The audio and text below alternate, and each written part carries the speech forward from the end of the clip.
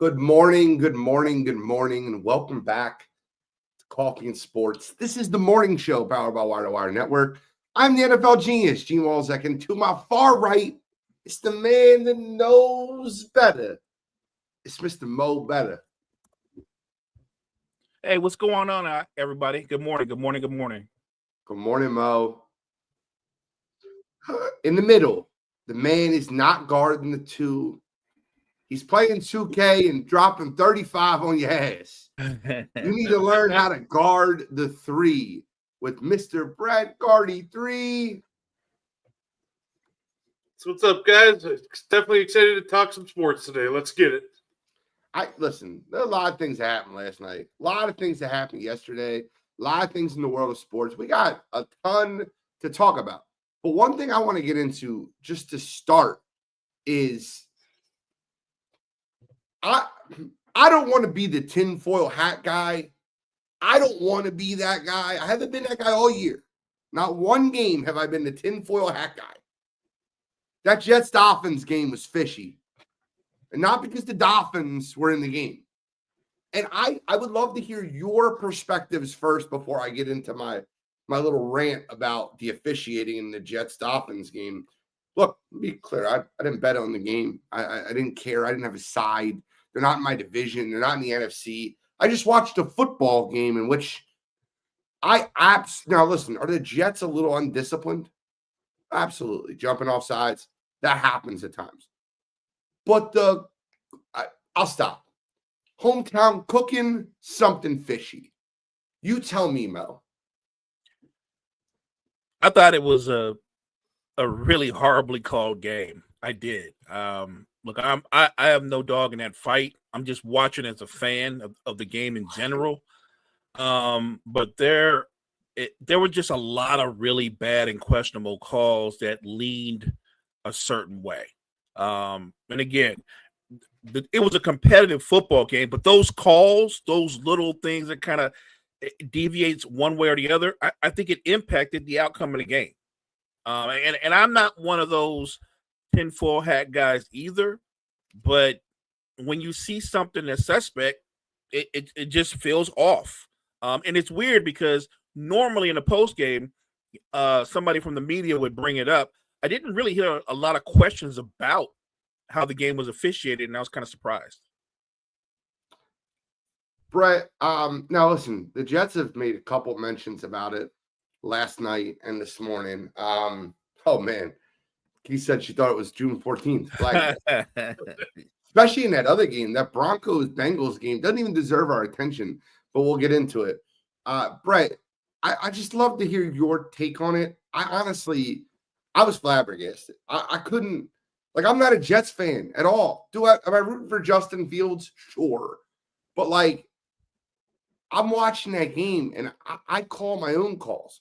I'm like, oh, there's a hold there. He missed it. He didn't get it. Oh, look at the guy's helmet's knocked off the guy's head. It's got to be hands to the face. Holding on the Jets. I'm like, wait a minute. What did I just watch there? And then the worst offensive PI, I'll tell you that official had issues when he immediately ruled incomplete. I'm like, wait a minute. It wasn't incomplete. If you're going to call OPI, but it felt like, oh, no. We can't let them score a touchdown here. Brett, what were your thoughts on the game? Am I tripping? I'd say it was just the latest iteration of horribly officiated games. We had one on a Sunday night that was terribly officiated, and it just continued into Monday night. I don't know what it is with these officials the past couple days. Obviously, that's not the entire reason that the Jets lost, but no, it is just it was not a well called game. I do the same thing. I'll call my own penalties when I'm watching games, and yeah, there's just a lot of really fishy calls against the Jets. It was really bad. I have a clip, and I don't want to go too crazy in this, but I want to play this clip. These just two small clips, right? I gotta mute this guy because I don't want to hear him talking during it. There we go. I just want to play this, and Mo, I always love your live reactions to the videos I share. So this was the offensive PI that they called on Garrett Wilson. You guys see the screen? Oh yeah. All right. This was the OPI. They called that OPI. I mean, and the fish. Oh, I don't need this guy again. No, just go back. They called this OPI.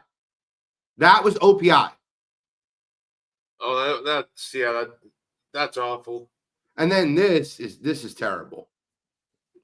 Watch this play.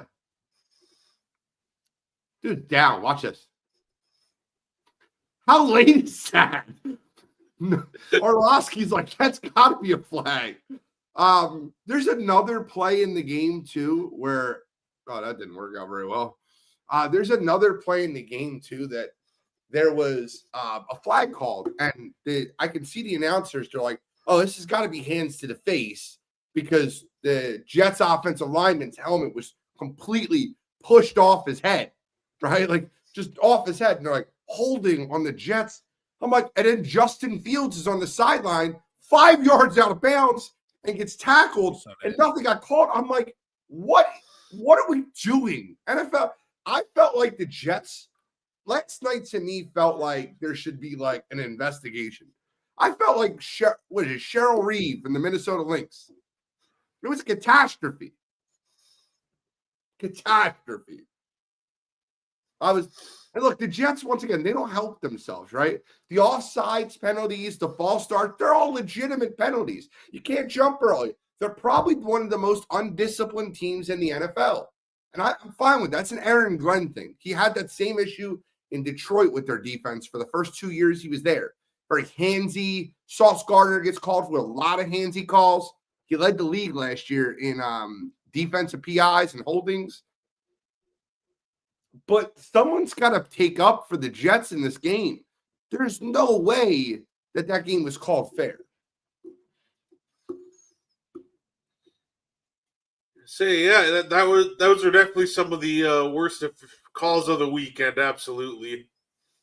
The only call I hated even more was a not called intentional grounding. But you know what? We won't get into that one. You know what? I'm kind of with Cottrell though. Like it was called terribly, but the Jets don't help themselves. If they take care of the football and they don't turn over the football, they win the football game. Like they had horrific turnovers. The man is basically in the end zone, and right before he hits the line, he gets stripped. They killed themselves by not taking care of the football. Oh, you're absolutely correct. Braylon Allen fumble at the one. And by the way, he seems like he's severely hurt, which prayers out to him. But the Braylon Allen fumble at the one was awful. The Jets had a very, very – I think the Jets played terrible in that football game. I also felt like they were the better team. So, like, I don't know how to say that, right? Like, is that a weird comment to say? Like, I felt like they played terrible. I thought leaving that game, they're the better football team than the Miami Dolphins. I think they need to be more disciplined. If they're more disciplined, they win the football game. So on both of them. Yeah, I agree. Look, Aaron Glenn said it best in the post game. To learn how to win football games, we got to learn how not to lose football games. Jets game was wild with calls. The late hit on Fields and Rucker were awful misses. I completely agree. The Rucker one was so bad. And that one didn't even matter. The Jets weren't winning the game if they got that 15-yard penalty. The next play, Fields threw a touchdown to Garrett Wilson. The Garrett Wilson OPI was baffling because that led to 3 points instead of 7. Incredible catch. It was a highlight reel catch. One of the best catches I've ever seen. And you took it off the board. I don't know. I'm just Jory said these refs let my quarterback get hit in the head. I'm over him. I agree. That's Aziz Shahir, though. He does that shit all the time. Do want to talk about something else. Tyreek Hill left the game with a very, very bad leg injury. ACL, dislocated kneecap. Like, he's done.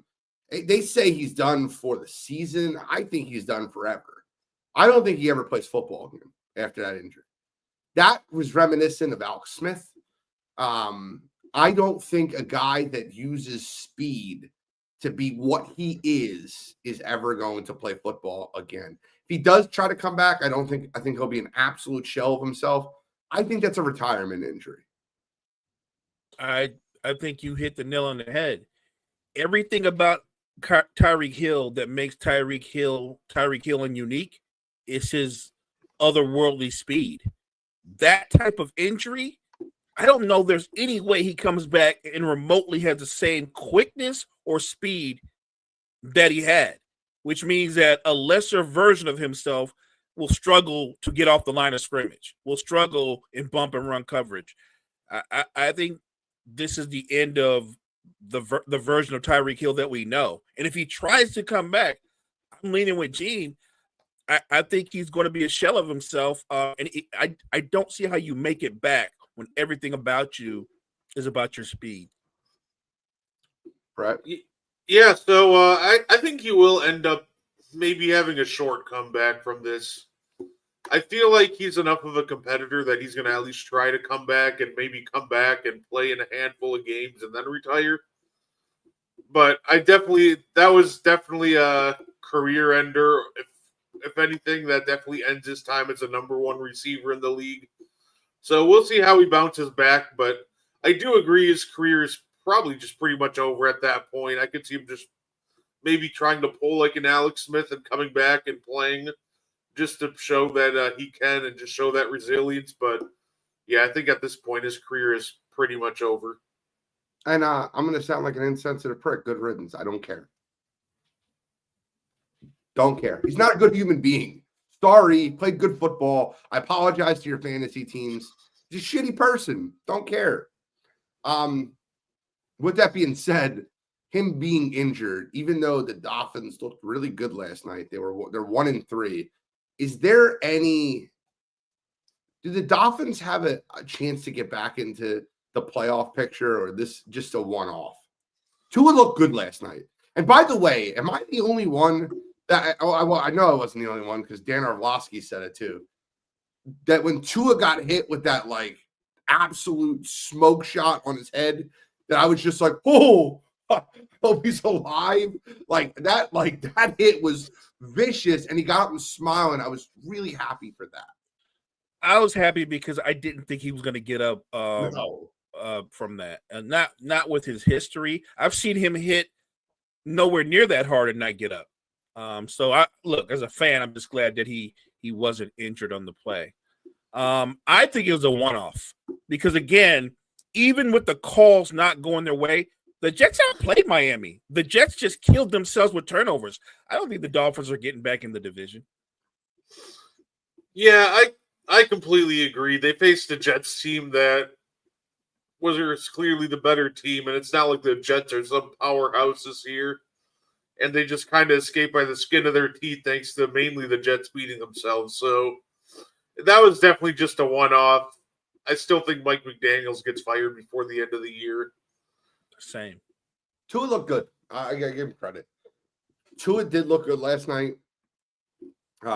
He followed up his best performance of the season last week with a better performance last night. He was 17-25, 177. They ran the ball effectively. Tyreek Hill was unguardable until he went out with an injury.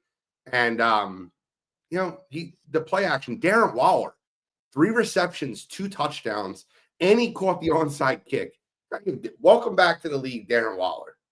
That kind of blew me away that Waller would have that kind of impact.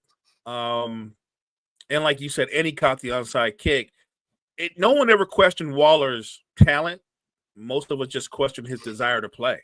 So good for him making it back. Guys, I have the most undoubtedly unchallenged MVP of the league through 4 games. And if you've seen it in the chat, you know where I'm going with this. But I have the undoubted MVP of the NFL through 4 games, and his name is Joe Burrow. Now, I'm obviously kidding. Joe Burrow is not going to win the MVP of football. But all I want to say is, in the game and a half that Joe Burrow played, the 2 games he started, they're 2-0. And in the 2 games he hasn't started, they've lost 76-13. The Bengals looked abysmal last night. I know the Broncos defense is good. I don't know if that offensive line could block in high school football, let alone the NFL. That was embarrassing what they like. It was so obvious. I just knew on third down, on 3rd and 2, was one of the plays of the game where all 5 Denver Broncos blitzers got past the Bengals line and batted down the ball. Don't you can tell me about Higgins and Chase. It's nothing to do with them. It's the offensive line. And at least Joe Burrow was good enough to be like how to change protections at the line of scrimmage or get the ball out quick or threaten you with the fact that he can go over the top so you couldn't blitz everyone. Vic Fangio, I'm sorry, not Vic Fangio. Brian Flores and God, I don't know why I'm forgetting the Denver DC name. Broncos DC. I feel like an idiot right now. Vance Joseph, not Vic Fangio. Former Broncos coaches just got stuck in my head. Both of those defensive coordinators had a field day with Cincinnati. The Bengals are done, right? There's no opportunity for them. They're 2-2, but they got to be I give more like the 1-3 Ravens. Hey, the 0-4 Jets have a better chance of making the playoffs than the 2-2 Bengals in my eyes. What was your thoughts on the Broncos-Bengals game last night? And how bad are the Bengals? The Bengals could get the first pick this year. That's how bad they looked last night. Brett, start us off. I'd say we knew that line was going to be bad when we were watching highlights of, Joe Burrow getting killed by preseason number backup defenses. Like, that was always going to be a disaster waiting to happen. But, I mean, let's be real. If we're talking about maybe the biggest problem with the Bengals, it comes from the sidelines. Anytime Zach Taylor actually needs to coach a game, you can just see the piss running down his leg. Like, he doesn't look good. And it just trickles down. Everything looks abysmal under him. He's a guy that was just a straight-up Joe Burrow merchant. He's been carried by his elite quarterback. And it shows in games like this. He didn't look good at all. This was a game last year that when the Broncos and Bengals played, they won with Burrow. And now without him, they are just getting absolutely blown way out. So I think the Bengals have about 1 million issues. And you can, get the number 1 pick. You can run back with a better team next year on paper. But as long as Zach Taylor's on the sideline, it's going to be the same desired result.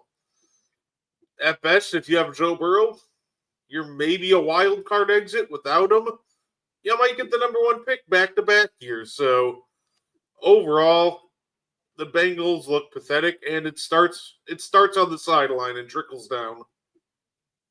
Mo?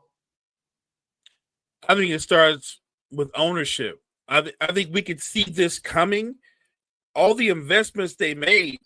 Look, I love it when you can bring back your number 1, number 2 wide receivers to complement your franchise quarterback, but you never address some of your root problems. And one of your root problems is your offensive line. You didn't do anything. Your quarterback took a beating as usual, and now he's gone. And they may very well end up getting the number 1 pick. That's one guy. Is that one guy going to fix their offensive line? You can have all the talent you want at the skill positions. If your offensive line is subpar, you're in for a long season. Now they have a subpar offensive line. They've got an average quarterback at best who can't process as fast as Joe Burrow. Joe Burrow can do things, obviously, that Jake Browning can't do. One of the things he can't do is he can't throw you open under duress the way Joe Burrow can. You can't make up for that. I think the Bengals are finished. They did address the O-line. You're absolutely right. They addressed the O-line. They failed at addressing the O-line. So, what Mo is saying is factual. No, they addressed it. They just didn't do a good job. That's what I meant. Sure. They addressed it, but they failed to address it because they failed in what they did. So you're right, and so is Cottrell. Right. Maybe I should reword it and go, they didn't improve the offensive line. No, not at all. Their offensive line is absolutely abysmal. I want to get your thoughts on something that happened on Sunday. And look, Ben Johnson is, to me, becoming one of the most unlikable coaches in football. I was on the Ben Johnson train of like, he needs to be a head coach. He's a great offensive mind. And they won a game versus the Raiders. But he's increasingly unlikable in my eyes. I want to show you the clip and then we'll talk. I want to show you what was said to the reporter. And then I'll maybe she's out of line. Maybe I'm reading this wrong. I think this is a reporter asking a question, but let's hear your take.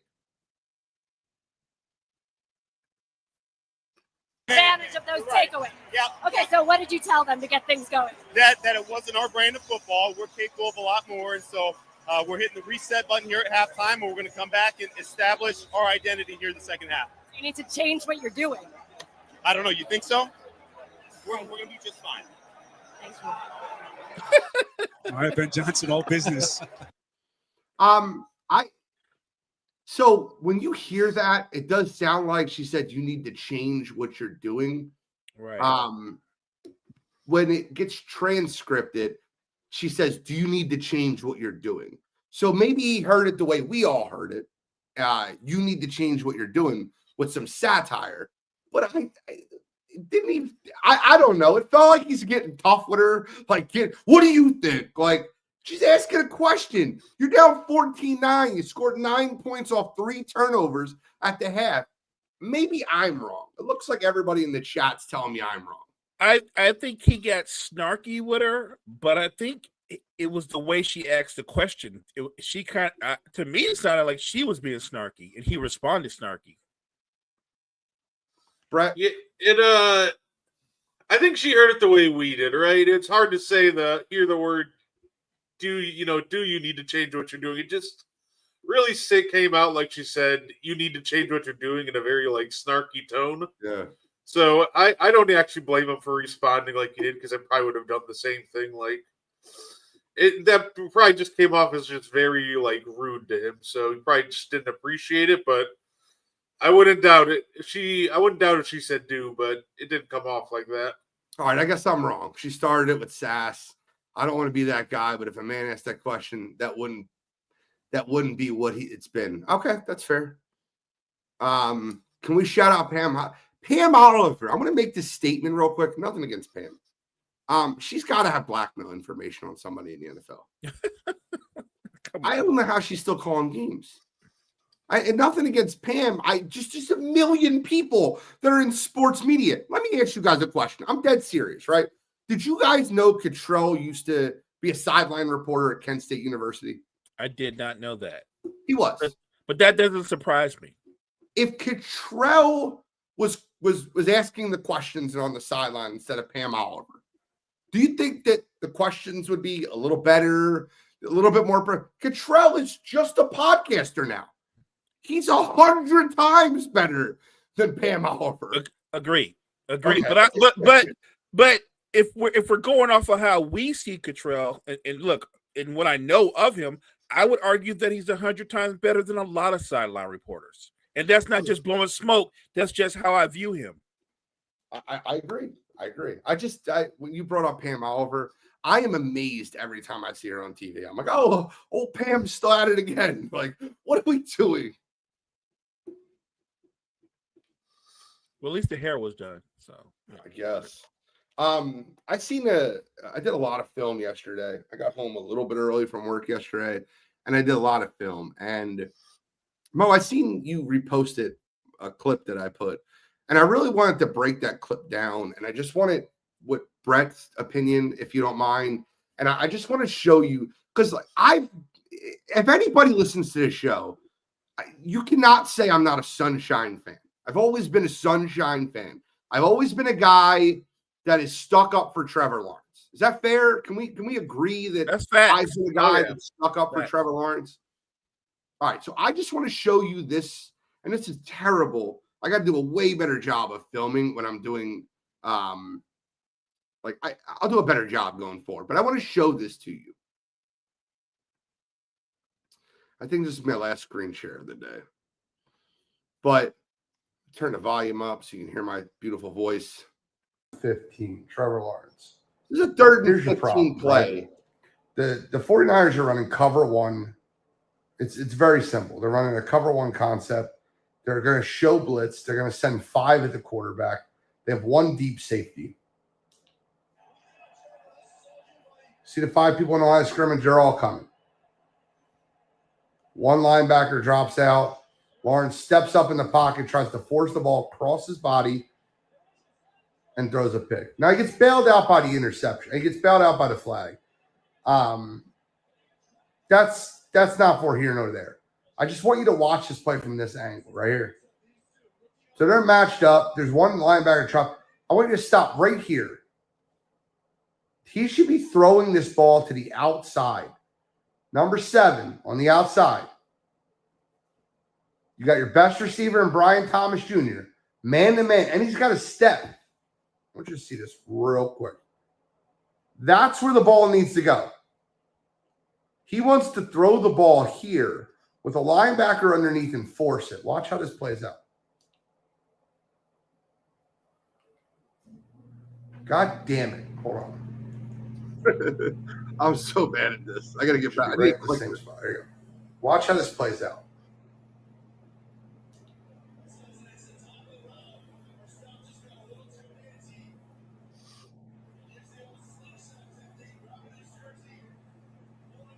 You see the hand up in the air? Now that's a terrible. I want to be very clear with that. That's a terrible call.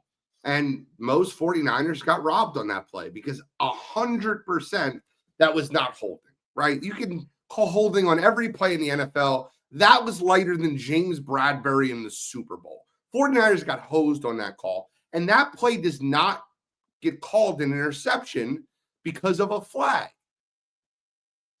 I watched that entire game. I'm sure Mo did too as a 49ers fan. Trevor Lawrence has insane arm talent. He can make all the throws. He has massive zip on his ball. And when he sees something, he can be extremely accurate. Where that gets him in trouble, and I just want to break this down, is he tries to force the ball into spots he shouldn't. And he makes terrible decisions. The play there was so simple. 3rd and 15, you have Brian Thomas Jr., your number 1 receiver, one-on-one down the sideline with a step. Did you see all the green grass ahead of him? I zoomed into that intentionally because there's no safety there. You have a step. You have your best wide receiver. It's 3rd and long. Even if he completes that pass, that probably isn't a first down. That is poor decision making. And sometimes, and I am guilty of this, you get enamored with talent and you forget about the thing that's between the ears that's the most important on the football field. And I did that all game long with Trevor Lawrence, and he makes some absurd throws. Brian Thomas Jr.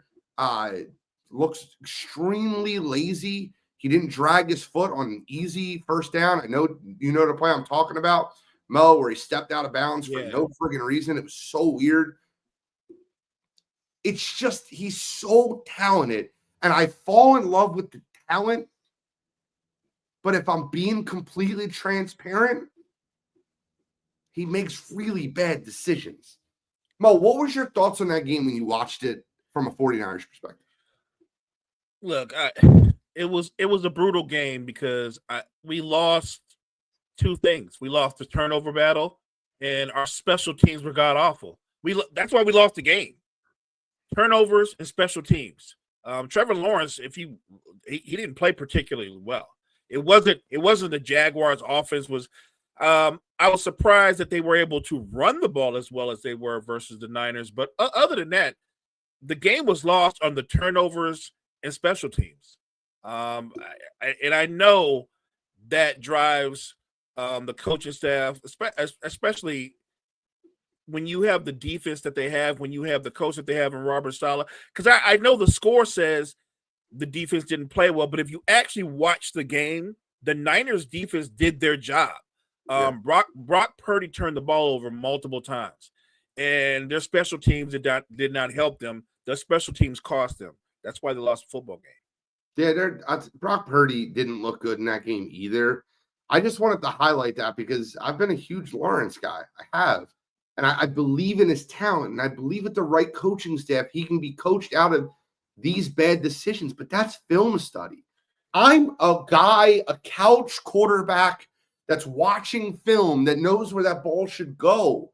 A professional football player needs to know where that. If I'm seeing single high and I know I have BTJ on a go route and the safety creeps to the other side of the field, I have one option. That's it. Unless he falls down. Brett, what are your thoughts on that?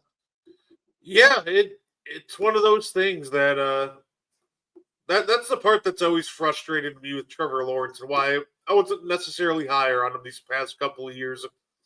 He's a very talented quarterback with a live arm, but the problem with that is a lot of those guys think that they can make bad decisions and get away with it. But I've watched, Jordan Love almost do the same thing on multiple occasions, and I'm watching, Trevor Lawrence do it.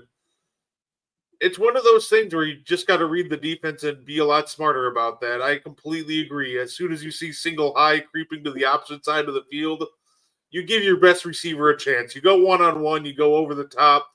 Worst case scenario, you throw in an interception or incompletion like 30 yards down the field, and at that point, who really cares? So I like the talent of Trevor Lawrence. I would just, like to see him at times just get a lot smarter with the football. Now Gene saw something on that play, and that's that I wasn't even looking at when I was watching the game live. When I'm watching the game in real time, I thought Trevor Lawrence was going to tuck the football down and run. There was nobody in front of him. Nobody. Once he broke the initial pass rush, because they were terrible and they had no discipline on their lanes, he could have ran for the first down easily. I think that's one of the things that I don't get about Trevor Lawrence. You guys talk about the arm talent. I think he's freakishly athletic, but he doesn't trust his athleticism. He doesn't use his legs as much as he should. Like I think there's so much in his toolbox, but he doesn't know how to use all his tools. You're right about the lane discipline. I watched that without Nick Bosa. It's a huge it was a huge difference on that defensive line without Nick Bosa. I do think the linebacker, I don't know if that was Warner. I don't think it was Warner on that play, but I do think the linebacker would have got to him before the first down. It was a 3rd and 15, and he was playing the underneath. But with that being said, it was very obvious. I knew before the play started, they were running cover one man. And the other linebacker that was in the box was actually supposed to be sticking the running back in the flat. But because the running back chipped to start the play, he stayed in the middle of the field. So the dump off to the running back would have been there, but they would never have got the first down. So he kind of just let him loose. That's why he was on the underneath of that, the safety coverage on the inside route. But watching that football, it's like if you want to show off your arm talent, if you want to show off how good you can throw the football, make the throw over the top. There's only, listen, in that play, there's only 3 things that can happen. Number 1, you complete it to Brian Thomas Jr. Great pass. Number 2, the defender, let's just say you underthrow it. The defender picks it off 35 yards, 40 yards downfield. It's 3rd and 15 anyway. We call that an arm punt. And number 3, you get a PI call 30 yards down the field. So, like, what of those 3 things that could happen did you not want in that scenario? Just giving my perspective on it. I thought it was really bad decision making.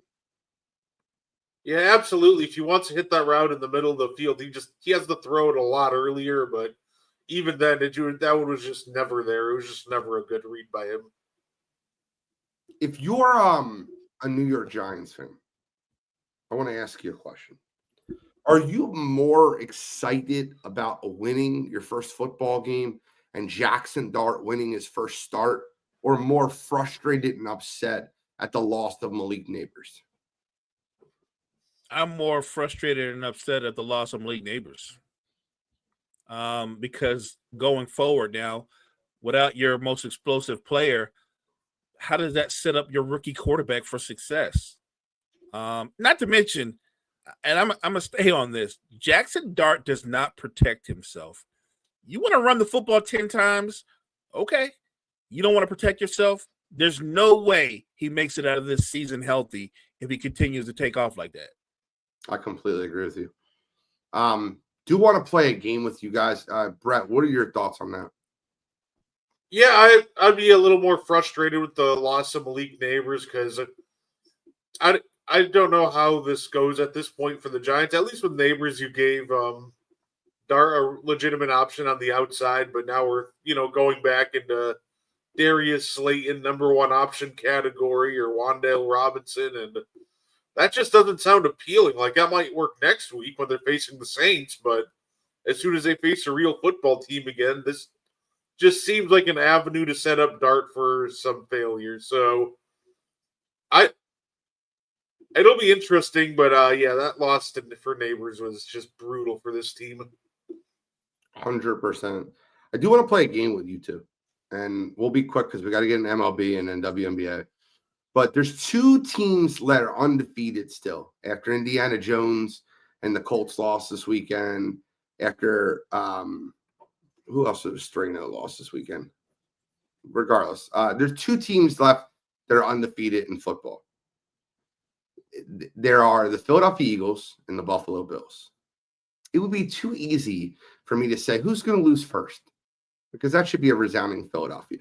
Buffalo's looked a lot better in their wins, but I want to go game by game, and I want you to say stop when you see this team's first loss. Okay? All right. This week, the Philadelphia Eagles are at home versus the Denver Broncos. Broncos coming off a Monday night game at home. Short week, travel across the country at Philadelphia. It's not an easy task.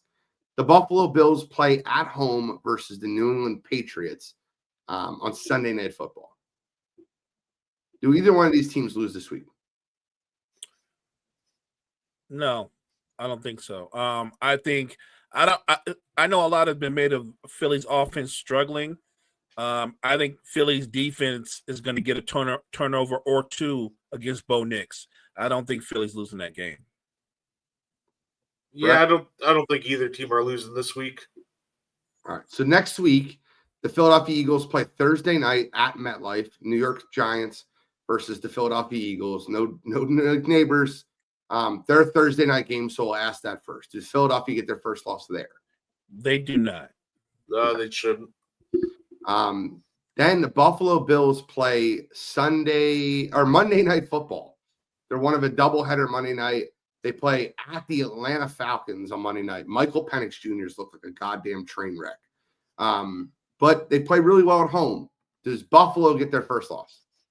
They do not. I think Atlanta might scare them, but no, they don't. Here's where I think rubber meets the road. Philadelphia plays October 19th, Sunday, at Minnesota. 1 o'clock start, US Bank Stadium, Brian Flores and company. Now, if Carson Wentz or J.J. McCarthy, I'm not sure. I'll ask you guys. Buffalo's on the bye, Philadelphia at Minnesota. Who are you picking in that one?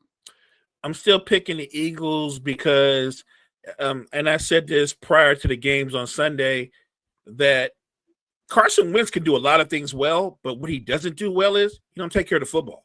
No. And he's not going to take care of football against a really good Phillies defense. I get that we all acknowledge how well Brian Flores gets after quarterbacks. He won't do enough to offset what the Eagles do to Carson Wentz. Yeah, I completely agree with that. I think it'll be a lower scoring game because of Brian Flores, but especially after watching the train wreck that Carson Wentz and company produced this week, I'm not very confident in his ability to win him a football game against Philly. The next week, you have the Giants in Philadelphia and the Buffalo Bills play at Carolina. We can go quick on this one probably, right? Oh, yeah. Yeah, they're not losing. They're division games, but they're not going to lose that against the Giants. Then Philadelphia has a bye, and the Buffalo Bills play their old nemesis, the Kansas City Chiefs, in Orchard Park, New York.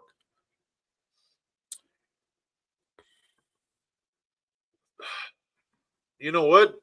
I'm going I- to say stop. I think they get Us- their first loss.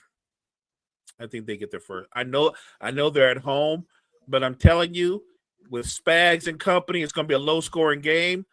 I think it's going to be tight. I think Buffalo, even though they come in the better team, there's pressure there. I think they get their first loss. I say Rashee Rice will be back to pair with Xavier Worthy. The offense should, in theory, be a lot better. So, yeah, I think the Chiefs will beat them there. That was interesting. I thought we were going to get to the next week on one of you guys. The next week is Eagles at Packers Monday Night Football. Packers. I knew. I know he's gonna say Packers. I'm gonna be consistent. I think that's a tough football game. And I think it comes down to which quarterback takes care of the football, not numbers, but who takes care of the football. I'm still gonna go with the Eagles in a low scoring game. I want to share something with you guys just really quickly. That game on Monday night, it's 5-6 weeks away. The tickets for that football game are as low, which means the lowest ticket in the house. Now, I'll give you an example of some games like that week. You can go see New Orleans, Carolina for $34. You can see Jacksonville, Houston for $54. You can see Cleveland, New York Jets for $55. You can see Philadelphia at Green Bay for $356. Those are freaking playoff tickets. Wow. A ticket, $356. A ticket. That's $700 to get the worst seats in the house for that football game. Madness. It's bedlam at the bank. That is crazy. Packer tickets are never cheap, regardless of who they're playing in Lambeau, so it doesn't surprise me. I'm gonna put this out. Will asked how do I get that wire-to-wire shirt. We gotta order another set. I haven't done this in a while. My guy Kurt's finally slowed down. We'll put it on the site. Anybody wants to order new shirts, we'll get some new merch out there, and we'll get them set out to everybody. But gotta move. We have playoff baseball today. Wild card. By the way, the MLB has done a great job in starting like their wild card matchups on like Tuesday, Wednesday, Thursday, because today is all about baseball. There's no other football. There's no big other sporting events. WNBA playoffs, game 5, absolutely. But today, starting at 1 o'clock, you have the Detroit Tigers, who basically had one of the worst collapses in history and still backed into the playoffs after being up 15 and a half games in the division, lost the division, backed into the last wild card. They're going to play at the Guardians, 3-game series. The Guardians snuck in the playoffs. Both these teams' rosters stink. I'm sorry. I hate saying it. Tariq Skubal and then a bunch of nobodies, and then J-Ram and a bunch of nobodies. I like Cleveland in the series, but I'll say this. This is not going to be a pretty series. And when you have Tariq Skubal, who's the Tigers ace, pitching and it's a 3-game series, I think the Tigers win game 1 and the Guardians win games 2 and 3. Your thoughts on the Tigers-Indians wildcard matchup? Yeah, I think the Indians just take this one home. Like you said, these past after getting off to the really hot start, I don't know if there's a team that's looked more unimpressive than Detroit entering this playoff. So Mets. this is a team that's been reeling, and when it comes to postseason matchups, especially, a lot of it comes down to who's hot, who's got momentum, and right now, the Tigers just do not have that. They are absolutely almost in free fall right now, and yeah, I think the Guardians just take this one home rather easily. Maybe they lose game 1, but I'm going to go with the prediction: the Guardians just straight up sweep them and move on. Mo, do you have a pick on this? Look, I'm not gonna front. I'm more casual. I don't Yeah. have a dog in that fight. I'm only concerned about one wild card series. San Diego takes on Chicago. Chicago has been a really good baseball team this year. I think San Diego's a lot deeper. I know the games are in Chicago. I'm picking the Padres in this series. I think they're the deeper, better baseball team. I think Chicago is a lot more of a run. Brett, your thoughts on Padres versus Cubs? Yeah, I'll admit it. I'm biased on this one. Look, there's only two teams I hope win the World Series. It's either the Brewers or the Padres. So I'm gonna stick with my guns here, and I'm gonna pick the Padres to pull out a tough series. Goes all 3 games. Sometimes baseball is poetic. Sometimes baseball is beautiful. And there's nothing better than a wild card matchup, 3-game series at the new Cathedral, Yankee Stadium, as the Boston Red Sox and Garrett Crochet, one of the finalists for Cy Young, goes into New York, and Boston at New York. Boston's had the Yankees number all year. The Yankees are a better baseball team. I'm going with the Yankees. I'm going with the Yankees in 3. I think it's going to be all 3 games are going to be played, but they're all at the Yankee Stadium. And I think in that when you play at a short park, I think the Yankees win in 3 games. Yeah, no, I agree with that. I would definitely go Yankees too. I might get yelled at later by Kyle when we do our show together later, but yeah, I think I'm going to go Yankees, and I think the series goes all 3 in 3 instant classics. Yeah, I'm going with Kyle. I think the Sox win and puts pressure on the Yankees. The Yankees are the better baseball team. They're the more talented team, but I think this is always tight. This is always personal, and it becomes like a mental thing. I think the Sox, I think they have something over them in terms of their mental makeup. I think the Yankees start feeling the pressure. Let's see what they do. Let's see if those bats are as live in the postseason as they were in the regular season. Yankees losing the second to last game of the season to lose the division, I think is something you really have to look at.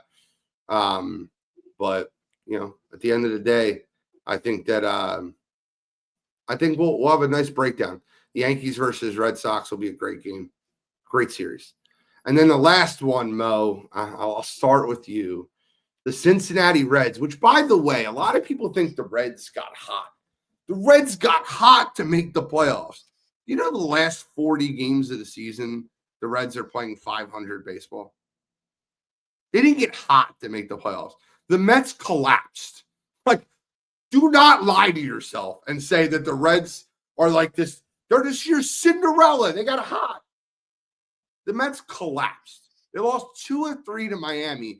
And by the way, when you talk about the Reds, all the Reds needed to do to lock up the playoff game was to win the last game of the season versus a Milwaukee team that wasn't playing anybody. They had nothing to play for. They locked up the 1 seed. They took their starter out after 2 innings. They played a bullpen game and lost the game to Milwaukee. And the Mets got shut out 4-0 to the Fish in Miami.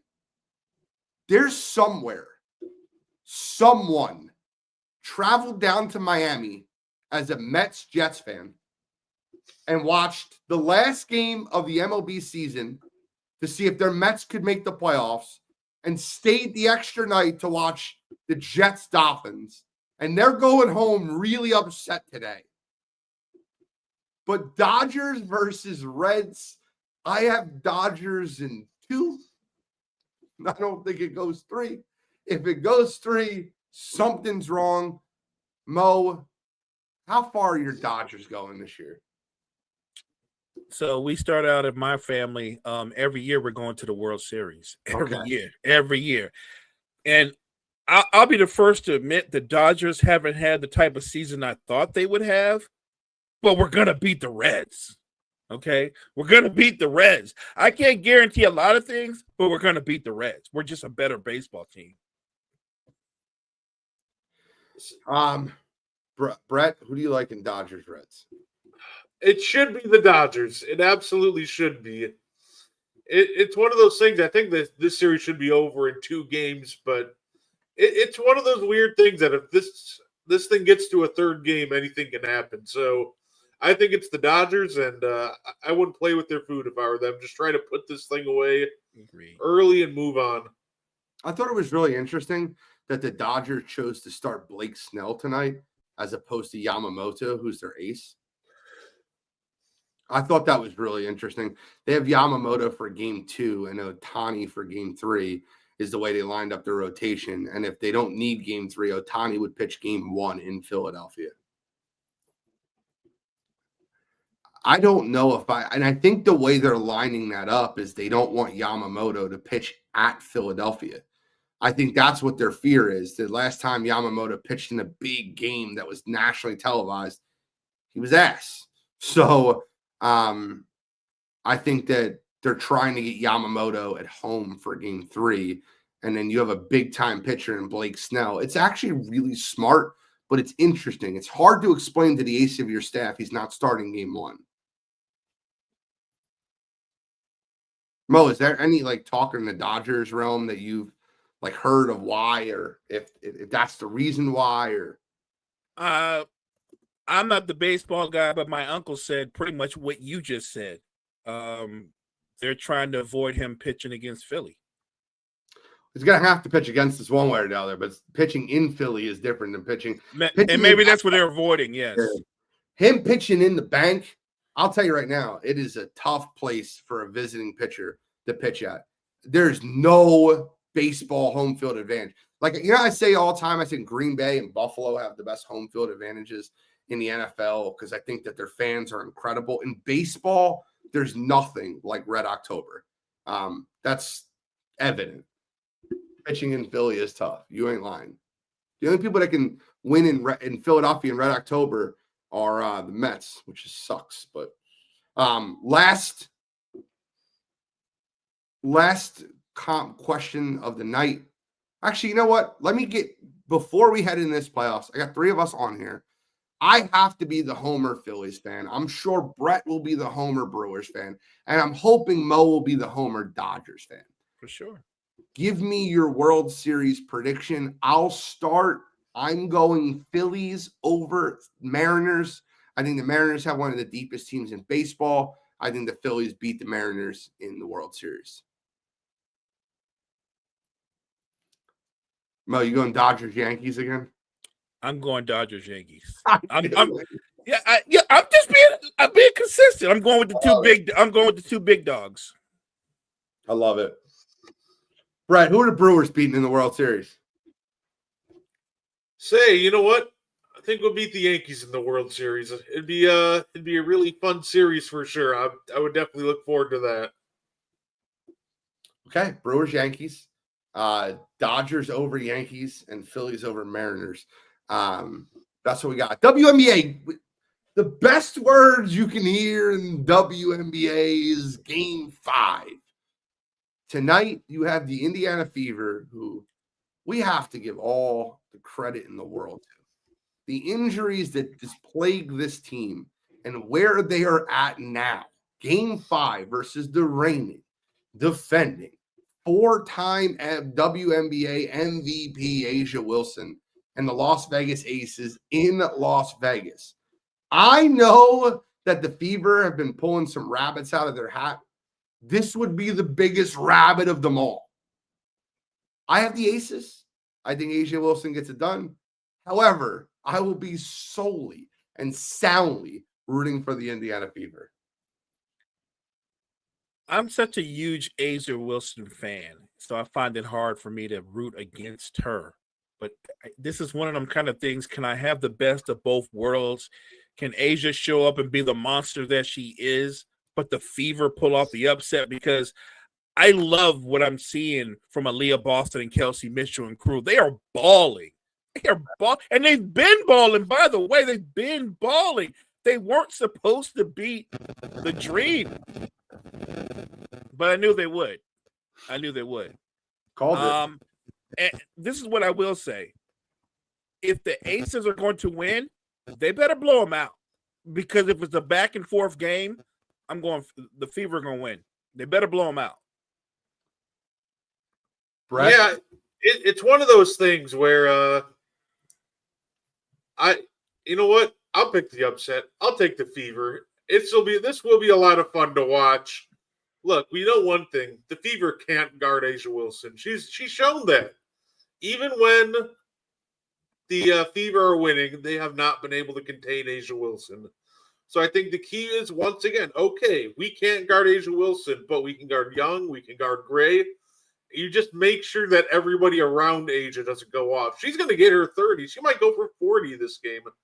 I think she'll go on a mission to establish that she's the best player in the world, and she will show it. But the fact that we're even here, this series shouldn't have even gotten this far. It makes me feel like something is going to happen tonight that a lot of people aren't expecting. And I think that something it's going to be a Fever upset that not a lot of people are going to see coming. Look, A'ja Wilson's the best player in the league by far. But in this series, Kelsey Mitchell is a bucket, but in this particular series, it's weird because nobody in the Aces seem to be able to guard Kelsey Mitchell. Lexi Hull's been a thief too. She's been great in the passing lane. She hasn't shot well, but very, very good defensively. She's done a great job of kind of slowing down Chelsea Gray, slowing down Jewel Lloyd when Jewel Lloyd comes off the bench. I think she's done a great job there. But I'll say this. This is the first time I've ever, now I'm sure Key will correct me, and there's probably another time this happened. But to me, Aaliyah Boston seems like the nicest person in the league. She seems like the most jovial, happy person in the whole league. It's the first time I ever seen a player basically go at her in a press conference where apparently Aaliyah Boston said that, A'ja Wilson gets a special whistle. And then A'ja Wilson in her press conference said, well, I get a special whistle. She shot 13 free throws. I shot 6. They're like, who said you get a special whistle? She said, Aaliyah. What do you think about that? You're going to have to ask her about that. And it was chippy, and I loved it from the 4-time MVP. It'll be on the TV tonight. I'll be watching MLB baseball and WNBA Game 5. It'll be a fun night. The beauty of sports, man. I mean, we all love sports, but it's getting ready to be that perfect trifecta. Right now, it's WNBA playoffs, and I love it. But we're getting ready to get that football's in full bloom. We get the boys of October, and then the NBA's coming back in a week. It's getting ready. I mean, it's getting ready. Andy's getting ready to get upped. I'm excited. I did not hear I'm sure you guys talked about N1. I didn't hear it yet, so that's shame on me. Just quickly, your thoughts on the Kawhi Leonard situation that's going on in LA with Ballmer and that is the most interesting thing I've ever seen. But all I'm going to say is this: when it comes to that, if they are guilty, which they are absolutely just sounding very shady in interviews about it, they're dancing around something. And it is proven that they are circumventing the cap, the league just needs to come down insanely hard on them, drop the hammer. It's a bad look for the league if they really are, trying to circumvent the cap, because if they let them get away with this, what's stopping from the Bucks from all of a sudden donating money to the GA34 fund? Or there's just so many really negative connotations and consequences if this is true and nothing happens. So I think the Clippers, I don't know. It seems like there's a lot of smoke. They very well could be guilty. Granted, obviously that's not confirmed yet, but if they are proven guilty, league's really got to drop the hammer on them. I'll make it quick. I think the league already knows they're guilty. But they're dragging their feet because where the All-Star game is going to be played this year. They're dragging their feet. And there is no one in this situation. Let me be clear on this. There is no one, not Kawhi, not Steve Ballmer, certainly not the other company. By the way, a company that was convicted of fraud before they went into business with the Clippers. Steve Ballmer's playing the role of victim. There is no one in this situation that has clean hands. There is no good guys in this situation. You know what the most telling part to me was Watch this. Mo, did you rob a bank yesterday? No, of course not. Okay. When they asked Kawhi Leonard if the statement is accurate, he goes, I don't think it's accurate, but it's old. Okay. It's involving you. Did you show up or not show up? Were you there or not? I don't think so. Like, why are you saying I don't think so?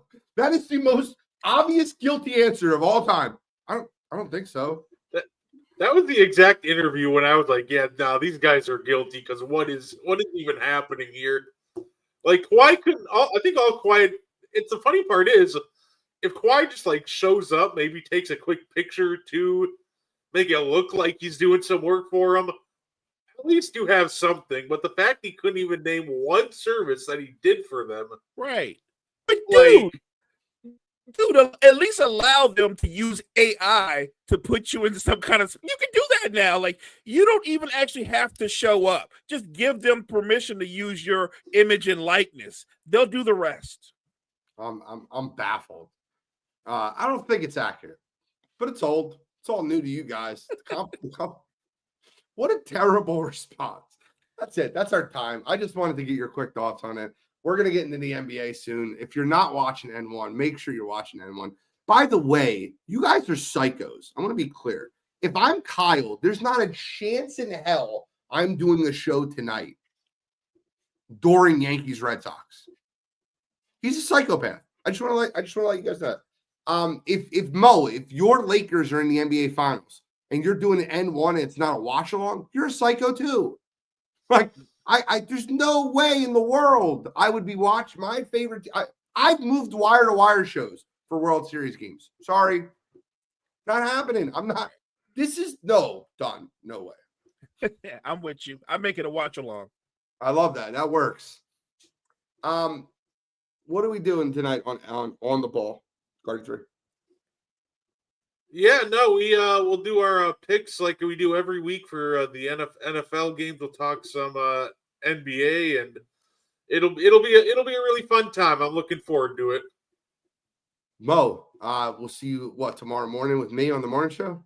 I will certainly be in the morning show with you. And Brett, are we rocking a little wrestling tonight or what? Oh, absolutely. Looking forward to it. So So make we sure got you check out the Meaty tonight, Boys. too. Check out Meaty Boys tonight. Check out On the Ball.